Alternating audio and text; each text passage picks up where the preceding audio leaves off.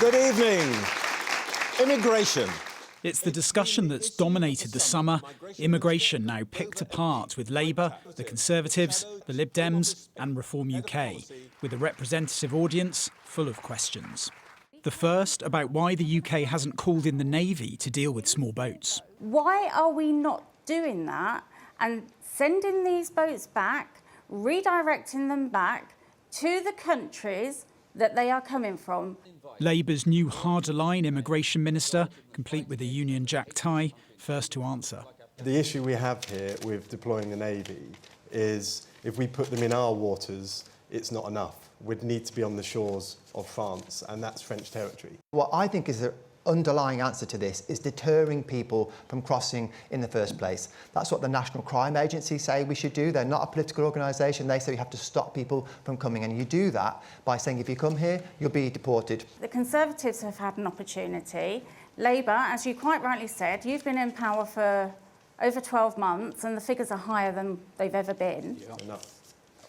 Really?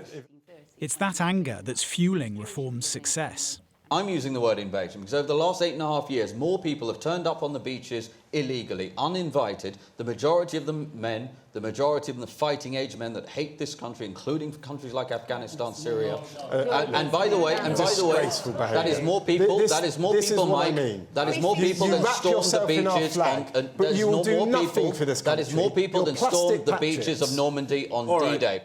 The issue of asylum hotels also raised. Why are hard-working taxpayers being forced to contribute more in taxes to facilitate the stay of mainly young male illegal immigrants?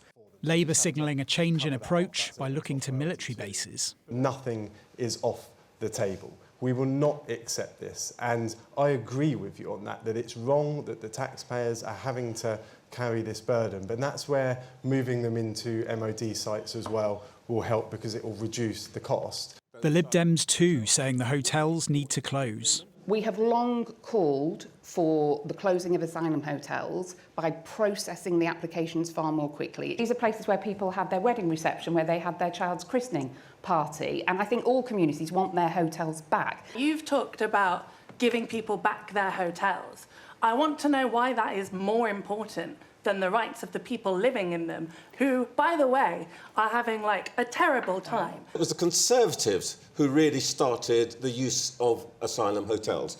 How do you respond to that sense of anger? If people are choosing, if they're making a choice to come here from France, France is not a war-torn country. It is a civilised democracy. And an admission. I really do understand that we didn't deliver this policy in government, but the overall policy that's going to stop all of this, stop people being in hotels, stop them being in social housing that local people desperately want, is to have a deterrent so people don't cross in the first place. OK.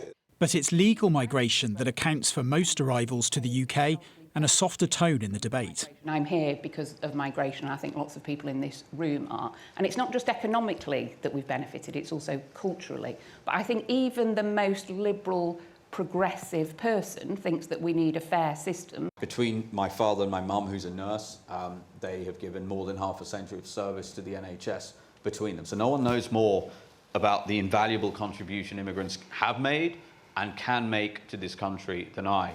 But I will say this country is now overwhelmed. Our borders are being overrun. The Reform Party just make it sound like these monsters are coming in and destroying the whole country.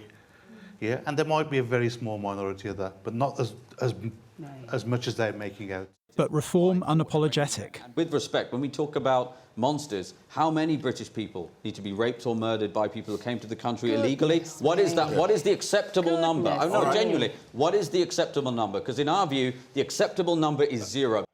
Then one final question to the government. Who's most responsible for the Labour Party changing their tune on immigration? Donald Trump, Elon Musk or Nigel Farage? I've been saying the same thing. I've said it on the doors for years in Dover and Deal, and I'll continue to say it now. And look back at Keir Starmer's campaign for the election, and he was saying exactly the same. No, he wasn't. He was calling people who raised concerns about immigration racist. That's literally what he did. We're very clear that securing the borders and having an immigration system that functions, that's fair, that serves the people of the country is a top priority. It has been since the general election. It was in the manifesto. Heated exchanges and strong-held views on a topic that shapes so much in politics and people's lives. Rob Powell, Sky News.